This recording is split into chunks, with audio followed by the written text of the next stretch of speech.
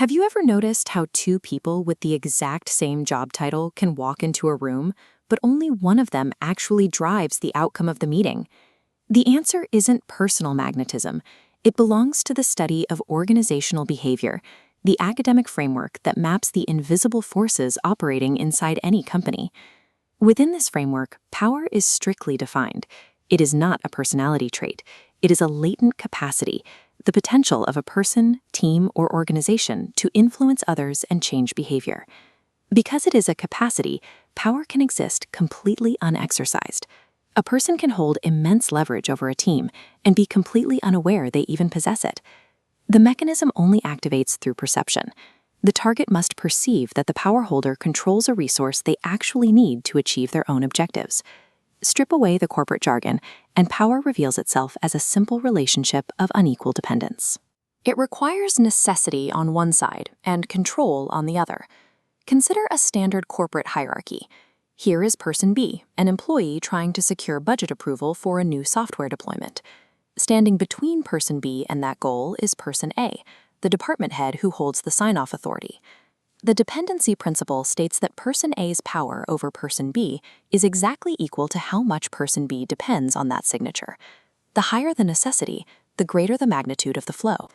But dependence is rarely absolute.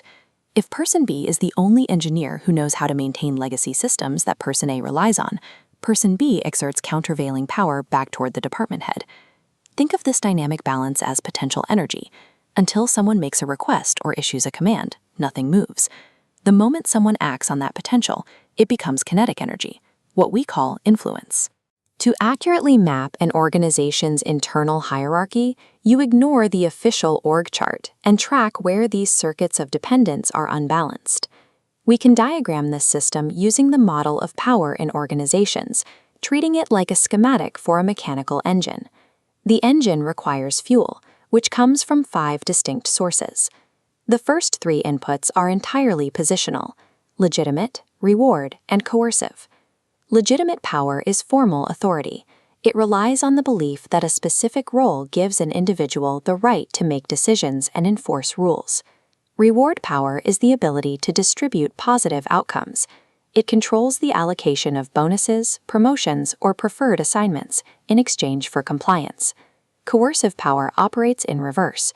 It relies on the capacity to impose penalties, leveraging the fear of termination or demotion to ensure obedience.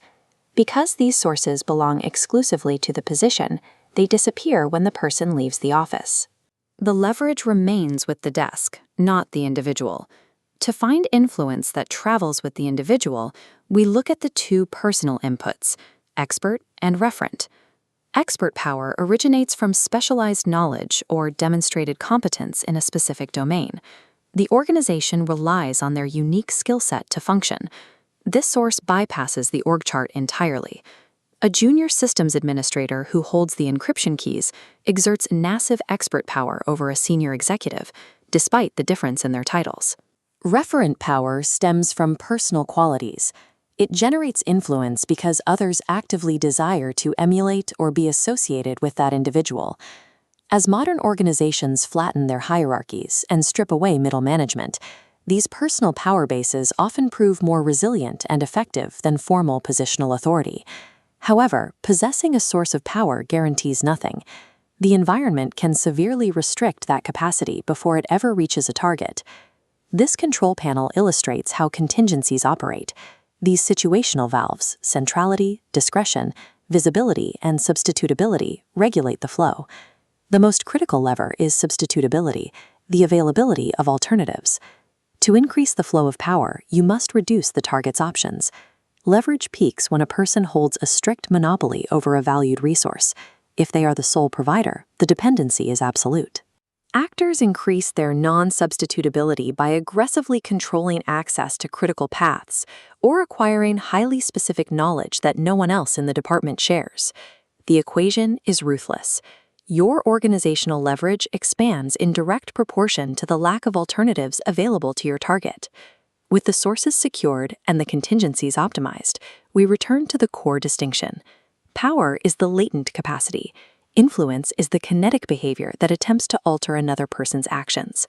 Converting the structural model into real-world action requires releasing the reservoir of potential energy into a directed, overwhelming flow. Influence is the mechanism of execution.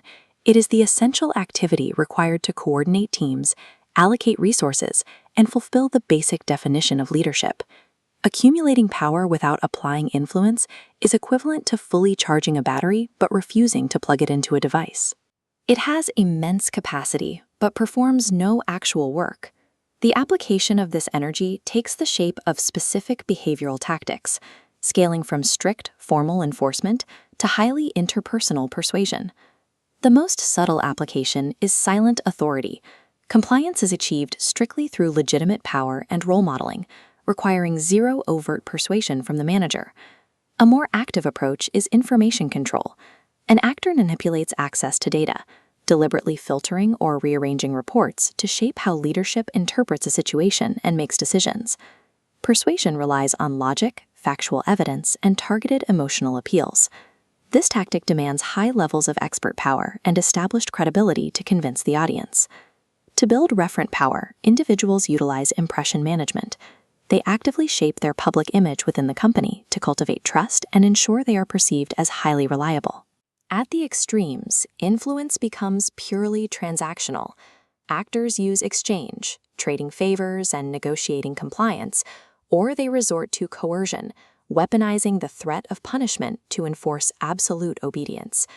True efficacy in the workplace requires examining the invisible machinery around you. It means auditing your latent sources of power, maximizing your contingencies by eliminating alternatives, and selecting the exact influence tactic the target requires to move forward.